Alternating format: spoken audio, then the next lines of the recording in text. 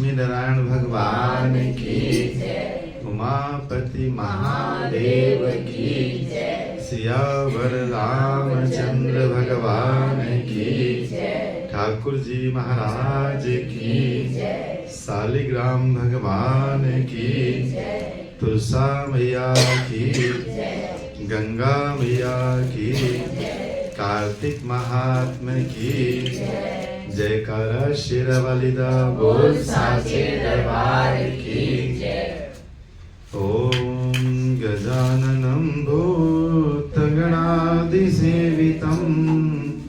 कपित्थजम्बूफलचारुभक्षणम् उमासुतं शोकविनाशकारकं नमामि ईश्वरपादपङ्कजम्। गुरुर्ब्रह्मा गुरुर्विष्णुः गुरुर्देवो महेश्वरः, गुरुः साक्षात् परब्रह्मा तस्मै श्री गुरुवे नमः। बंसी विभूषित करानवनीरदावात् पीताम्बरादरुणबिम्बफलादरुष्ठात् पूर्णेन्दु सुन्दरमुखादरविन्दनेत्रात् कृष्णात् परं किमपि त्वमहं न वदामि। लोकाभिरामं रणरङ्गधीरं राजीवनेत्रं रघुवंशनाथं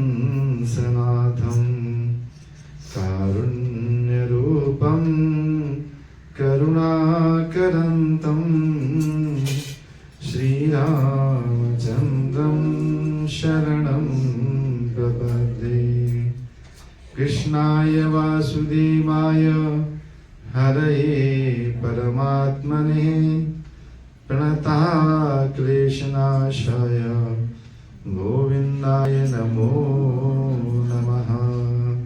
करचरणकृतं वा कायजं कर्मजं वा श्रवणनयनजं वा मानसं वा परार्धं विहितं विहितं वा सर्वमेतत्समस्व।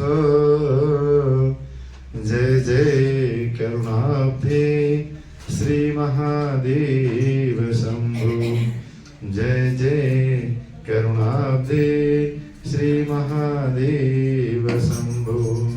सर्वमंगलमांगल्ये शिवे सर्वार्थ साधिके शरण्ये त्र्यंबके गौरी नारायणी नमोस्तुते, नारायणी नमोस्तुते। बोलिए सियावर रामचंद्र भगवान की, बोलिए शालिग्राम भगवान की, तुलसा महारानी की, गंगा मैया की, कार्तिक महात्मा की, जयकारा शेरावालीदा बोल साचे दरबार की जय।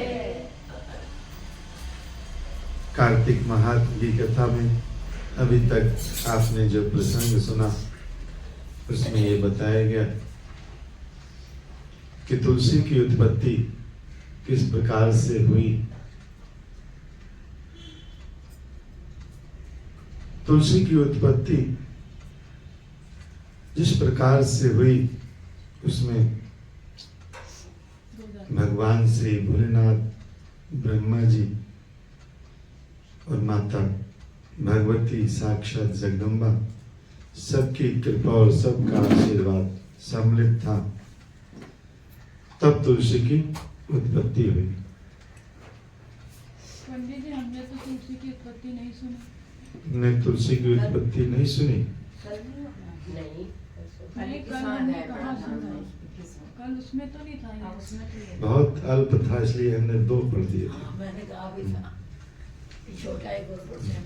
फिर पंडित जी थोड़ा शॉर्टकट में बता दीजिए। राजा पृथु नारद जी से कहते हैं आप कृपा करके मुझे ये बताएं कि वृंदा को किस प्रकार से वृंदा के उसमें भगवान विष्णु मोहित हो गए। भगवान विष्णु ने क्या किया, सारी कथा सविस्तार पूर्वक समझाएं। तब नारद जी कहते हैं, जब सारे देवता आदि भगवान भोलेनाथ की नाना प्रकार से स्तुति करते हैं, भगवान ने जलंधर का वध कर दिया। देवता लोग प्रसन्न हो गए और उन्होंने प्रसन्नता पूर्वक भगवान भोलेनाथ की स्तुति की, भगवान की प्रार्थना की। भगवान भोलेनाथ देवताओं की स्तुति से प्रसन्न होकर कहते हैं कि हे ब्रह्मा आदि देवताओं, जालंधर तो मेरा ही अंश था, मैंने उसे तुम्हारे लिए नहीं मारा, किंतु ये मेरी सांसारिक लीला थी। भगवान की सांसारिक लीला थी और उस लीला के अंतर्गत कुछ भक्तों को उन्होंने आशीर्वाद और वरदान प्रदान करना था और कुछ भक्तों को जो है उनके अभिमान को नष्ट करना था।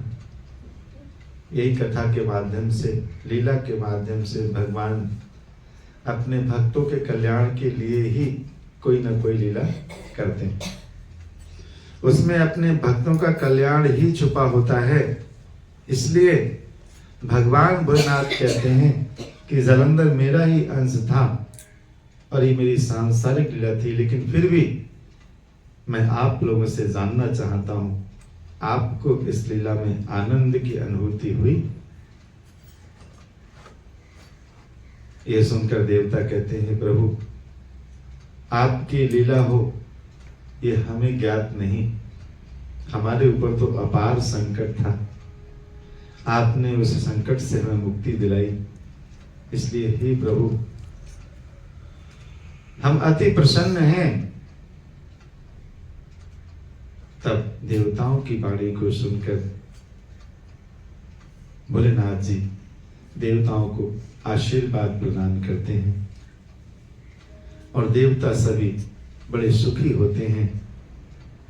तब तो ब्रह्मा आदि देवताओं के नेत्र भी हर्ष से खिल जाते हैं और उनने शिव जी को प्रणाम करके विष्णु जी के विषय में बताया कि प्रभु आपने आशीर्वाद प्रदान किया, आपने हमारा कष्ट भी दूर कर दिया, लेकिन आपकी प्रार्थना करने से पूर्व हमने भगवान विष्णु की भी प्रार्थना की थी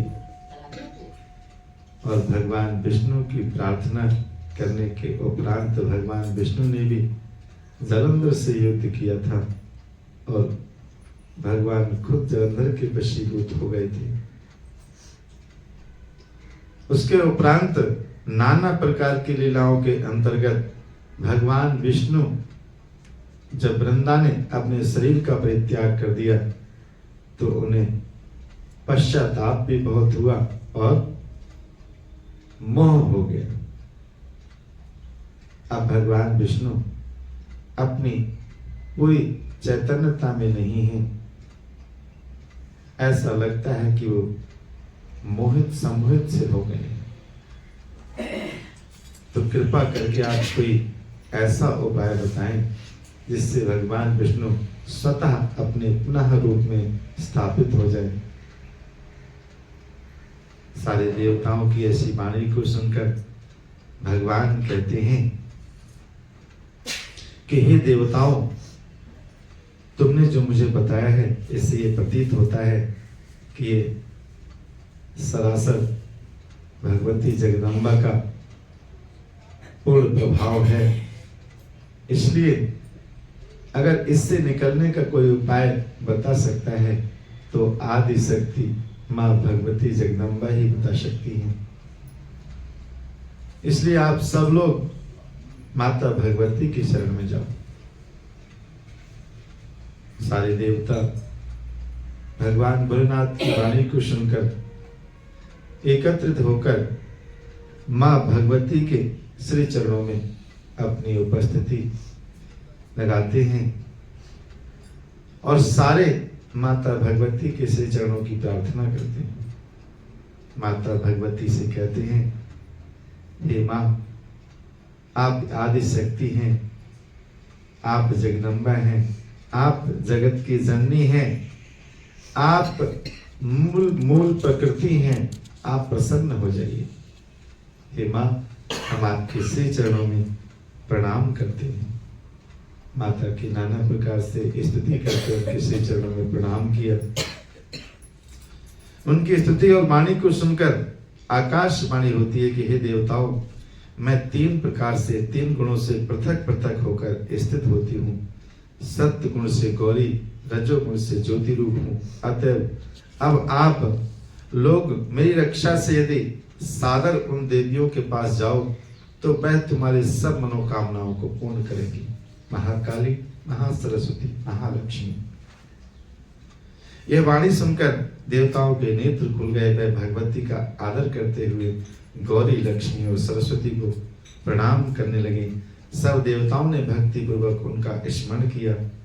सारी देवियां प्रकट हुईं और सब देवताओं ने प्रसन्न होकर भक्ति पूर्वक अपना निवेदन सुनाया। देवियों ने कुछ बीज मंत्र उनको प्रदान किए। तीनों देवियों ने एक एक बीज मंत्र उनको प्रदान किया और कहा, इन्हें ले जाकर आप भगवान विष्णु को प्रदान कर दो, या फिर आप जहां पर वो हैं वहीं पर उनकी चिता में उसको विसर्जित कर दीजिए। जिस कारण से आप आए हैं उसका समाधान हो जाएगा, तुम्हारे सारे कार्य सिद्ध हो जाएंगे। ब्रह्मा आदि देवता उन बीजों को लेकर भगवान विष्णु के पास गए और उन्हें वृंदा की चिता में डाल दिया। ब्रह्मा जी ने अपने कर कमलों से उनका बीजारोपण किया, इसलिए उसकी उत्पत्ति का कारण ब्रह्मा जी बने। भगवान भोलेनाथ जी ने वहां उनको मार्गदर्शन दिया, इसलिए भोलेनाथ जी भी उसमें सहायक बने। अब जब वो तीनों बीज उस चिता में डाल दिए गए तो उससे 3 सुंदर से पौधे निकले और वो इतने सुंदर थे कि भगवान विष्णु उन्हें देख के अति प्रसन्न हुए। भगवान विष्णु प्रसन्न हो जाते हैं और पुनः अपने वास्तविक स्वरूप में स्थापित हो जाते हैं। उन तीनों पौधों में माता तुलसी, मालती और धात्री, इन तीनों की पूजा कार्तिक महीने में आप सब लोग अनवरत रूप से करते हैं। भगवान विष्णु ने तुलसी को देखकर प्रसन्नता प्रकट की। उसके उपरांत से ही माता भगवती तुलसी भगवान को अति प्रिय है, क्योंकि भगवान ने उनको वचन दिया था। इसलिए तुलसी माता साक्षात जगत जननी महालक्ष्मी का ही स्वरूप है। हम सब लोग माता तुलसी का पूजन करते हैं। भगवान विष्णु की प्रिया है। भगवान विष्णु अति प्रसन्न होते हैं जो तुलसी की सेवा पूजा करते हैं। इतनी कथा सुनने के उपरांत नारद जी ने राजा पृथु से कहा, हे राजन, इसी कारण तुलसी की जड़ भी पूजनीय कहलाती है। तुलसी की जड़ में साक्षात भगवान विष्णु का निवास होता है। हम तुलसी की सेवा करते हैं, तुलसी की पूजा करते हैं। तुलसी की जड़ की मिट्टी भी श्रेष्ठ कहलाती है, इसलिए क्योंकि भगवान विष्णु का वहां निवास है। तुलसी का मूल प्रदेश भगवान विष्णु को प्रसन्न करने वाला ही है। तुलसी की उत्पत्ति ही भगवान को प्रसन्न करने के लिए हुई है।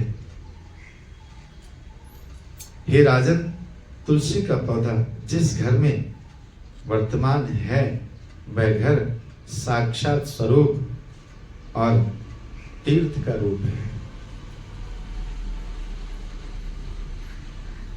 उस घर में यमराज के दूत कभी नहीं आते जहां तुलसी प्रसन्न चित्त भाव से पूजी जाती है।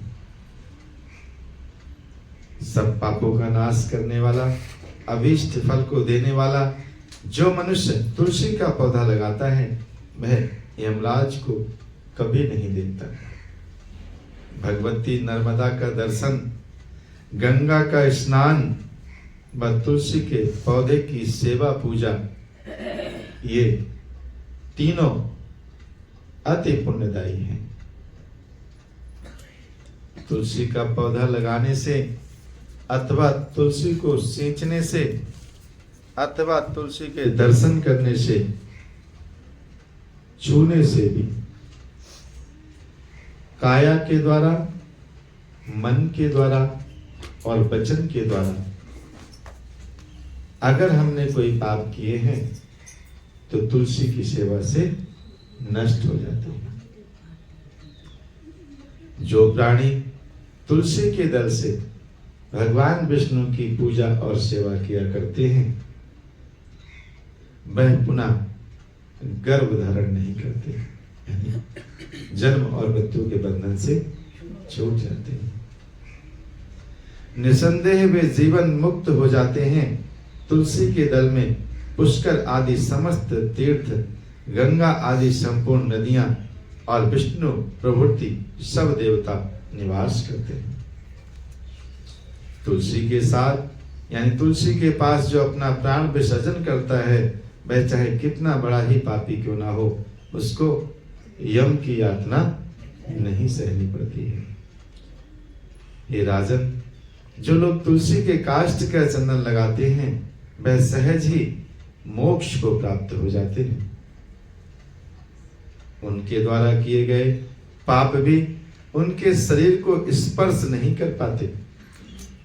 इसलिए हे राजन, जहां तुलसी के वन की छाया हो वहां पर पितरों के निमित्त दिया हुआ दान सर्वदा के लिए अक्षय होता है। हे राजन, जैसे तुलसी का वृक्ष पूजनीय है वैसे ही आंवले का भी वृक्ष पूजनीय है।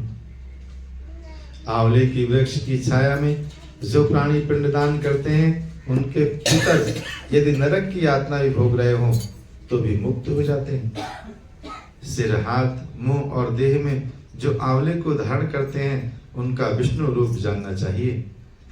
आंवले के फल और तुलसी के दलों को पानी में मिलाकर जो प्राणी स्नान करते हैं उनको गंगा स्नान के बराबर फल प्राप्त होता है।